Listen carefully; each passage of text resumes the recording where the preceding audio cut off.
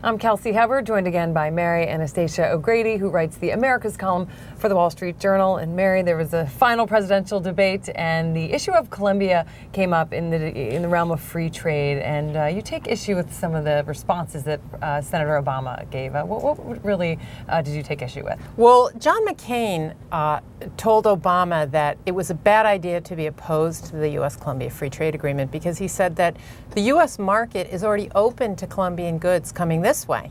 That's because of some preferential agreements we have with them. So the free trade agreement would open Colombia to U.S. exports. So obviously that's good for the U.S. economy, it's good for U.S. jobs. And Barack Obama needed to come up with some kind of an explanation for why he's against the agreement. So he said, well, the reason is because they're assassinating labor leaders in Colombia and there have been no prosecutions. That is a flat-out lie.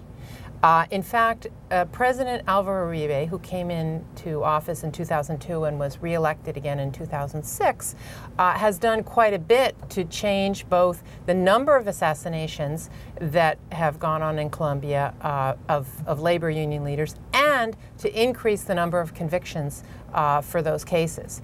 It's up dramatically in both cases, so it was a complete misrepresentation of the facts. And why do you think Obama is doing this? Why do you think he's against this free trade agreement? Well, I think there are two things going on. One is that big labor in the U.S., organized labor, is giving him a lot of money. He's outspending John McCain at least 3-to-1 right now, and a lot of that is coming from organized labor.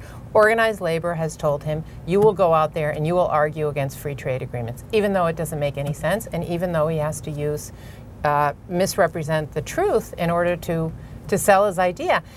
The other reason is that I think there is a little bit of an ideological bias he has against President Uribe. I mean, the people who come to see him in Washington and come to see Nancy Pelosi and the Democrats in Washington are left of center, and they want to change the system. They want to undermine the democracy in Colombia, and I think that that a lot of Democrats in Washington have some sympathy for their arguments. And why do you think the free trade agreement would be important to Colombia?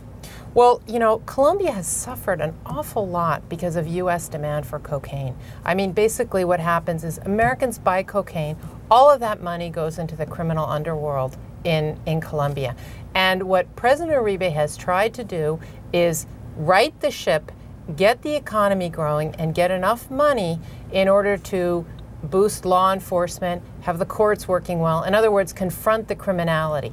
So in order to do that, you need resources. And in order to get those resources, you have to have an economy that's growing and prosperous. So it's very important to Colombia that if they want to keep going down that path of protecting the lives of union members, that they have a strong economy.